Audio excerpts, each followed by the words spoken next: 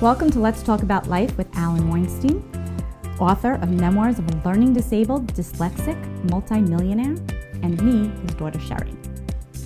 Each episode we will touch on topics such as how to use your mind to achieve goals, overcome obstacles, and give insights on how to reach one's fullest potential.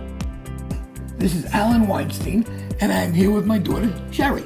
Hello. Today's episode will be on my business career, entering into the business world. So we talked about your early years, and for those of you out there that do not know, Alan is a very successful businessman, and we would like to know how you got that way. What started you in business? Did you always know you wanted to be in business? No. As a matter of fact, if you listen to my first episode, I had no clue where I was going in life. But as I said back then, I did graduate college with a degree in architecture. And when I got back home, I continued to work for the same architect that I was working for in the past summer. That was the architect who helped me get into Columbia University Night School. And one day, a man walks in to the office. I love this story. And he's got Bill's overalls on. He's got a little mustard on his face. He's got a brown bag, which evidently his lunch was in because a little grease on the bag. Stereotypical construction worker. Right. And on that brown bag, he has a sketch of a house that he wanted me to draw up and make working drawings so he can get building permits. So I look at this house, I look at this sketch, and you open the door and you walk right into the living room. And from the living room, you walk right into the dining room. And then finally he's got a hallway that separates the kitchen from the bedrooms and the bathroom.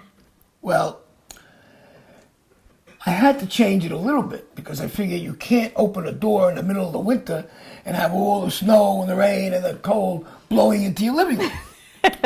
So I changed it a little bit. I made it an entranceway, and then from the entranceway, you can go into the living room or the dining room and not walk through every room. Didn't do any big architectural job.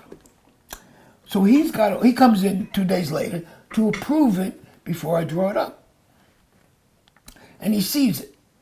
And he starts banging on the table. And as he's banging, he's kind of yelling and spitting. And what did I do? He said, I want it the way I gave it to you. Okay. So I do it. I draw it up the way he wants. I make all the working drawings. Comes back the next week. Picks up 6 sets, because that's what you need for building permits for each drawing. And he goes. And I said to myself, no question about it. He'll be back. It takes him about 3 months to build that house. He'll be back. He's not going to sell it. Not going to sell it. And I'm going to have to change it for him. Well, almost to the day, 3 months go by, and I'm sitting at my drawing table, and who walks in? Same overalls, same face. Same mustard on his face. He comes over to me. I didn't notice it. But he comes over to me and he said, I need 6 more building permits. Wow. What? Yeah, I sold 6 houses. You were like dumbfounded. I couldn't talk. I sold 6 houses.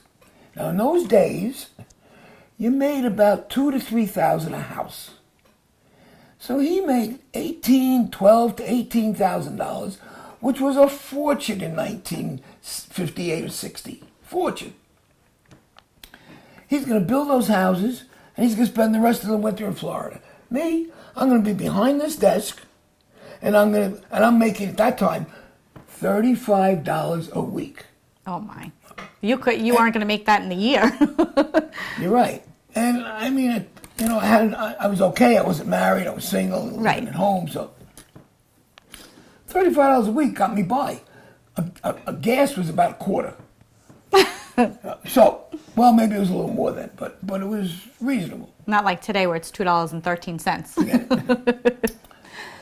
So, in those days, in order to make copies of plans, there was a pneumonia machine.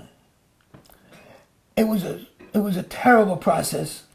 It took me all night. And at the end, the ammonia would kind of, you breathe it in, it would kind of burn your gums. And it was terrible. But I stayed up all night. I had to do 6 sets of plans for each house that he wanted. Comes in the next day. They're all tired on the floor. He picks them up, gives me a check.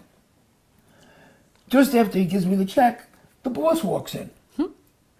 And he sees the fellow walking out, and I give the boss the check, and I clean up, I straighten out. It's a Friday, and I then go to my boss, and I said to him, okay, I quit.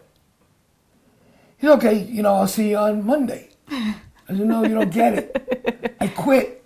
He said, what do you mean? So I told him the story. I said, this guy made 12, 18, 15,000, whatever it was. I'm making $35 a week. You want to double my salary? It'll be $70 a week. I mean, I'm going to be a builder. That's what I'm going to be. Well, this guy was a very funny, very smart man. Immediately, he called me Builder the Kid. And that reputation kind of got around Long Beach. So I started my building career, and which was a little feisty and a little difficult to start. Right. So that's how I got involved in going into the business world. I have a lot more to say about that, so you should tune in for our next session. Sherry and I want to thank you for tuning in today, and for more information about me, please go to my website, alanweinstein.com. That's Alan, A-L-L-E-N. Thank you. Thank you. You have been tuned in to Let's Talk About Life with Alan Weinstein, author of Memoirs of a Learning Disabled Dyslexic Multimillionaire, and me, his daughter Sherry. For more daily inspiration, follow Alan Weinstein on Facebook, Instagram, and Twitter. Have a question you want Alan to answer? Send him an email at askalan@alanweinstein.com.